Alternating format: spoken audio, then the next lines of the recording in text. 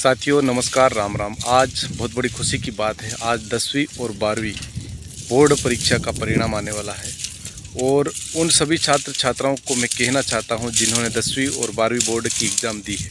यह बहुत बड़ा पड़ाव रहता है, यानी कि पहला पड़ाव रहता है 10वीं पास होने के बाद में वह 11वीं में जाते हैं और 12वीं पास होने के बाद में वो कॉलेज में जाते हैं। तो वहाँ से उनका भविष्य आगे का नज़र आता है, वो क्या करना चाहते हैं। पास हो 10वीं पास करके वो 11वीं में जाते हैं, 11वीं में वो कौन सी सब्जेक्ट लेंगे। इसके बाद में 12वीं में जाते हैं, तो 12वीं में जाने के बाद में वो कौन सा कॉलेज सिलेक्ट करें, कौन से वहाँ से सब्जेक्ट करके पढ़ाई करें। तो मैं उन सभी छात्रों से कहना चाहता हूँ, आज लगभग 4 बजे के समथिंग MP बोर्ड इन 10वीं और 12वीं का रिजल्ट आने वाला है। तो जिन सभी छात्राओं ने एग्ज़ाम दी है वो परिणाम आए उससे पहले, यानी कि उसके आगे पीछे कोई गलत कदम ना उठाए।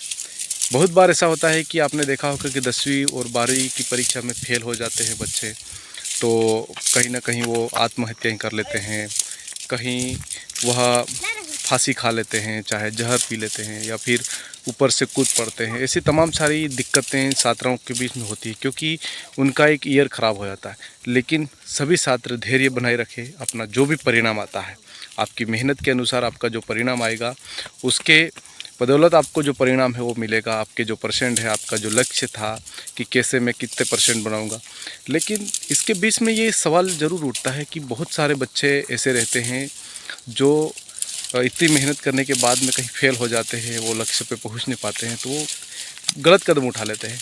तो ये चीज़ें न करें। आपने देखा होगा कि डिग्रियां और कागज़ सिर्फ महज कागज़ रहते हैं, वो तो खाली वो रहते हैं, लेकिन ज़िंदगी अपनी है। माता पिता ने अपने को ज़िंदगी दी है, तो किस तरह से हमको और अगर फेल हो जाते हैं या फिर सक्सेस नहीं हुए तो हमें दोबारा और कोशिश करनी चाहिए, लेकिन गलत कदम नहीं उठाना।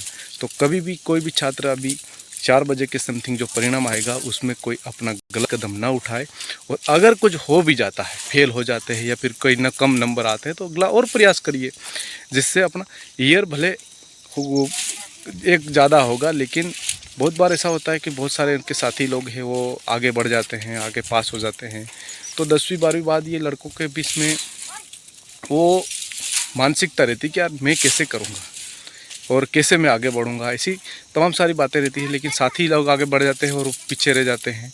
तो कहीं ना कहीं ये समझने की ज़रूरत है कि ये जो डिग्रियाँ, जो रिजल्ट है, सिर्फ महज कागज़ के टुकड़े हैं, लेकिन ज़िंदगी अपनी है।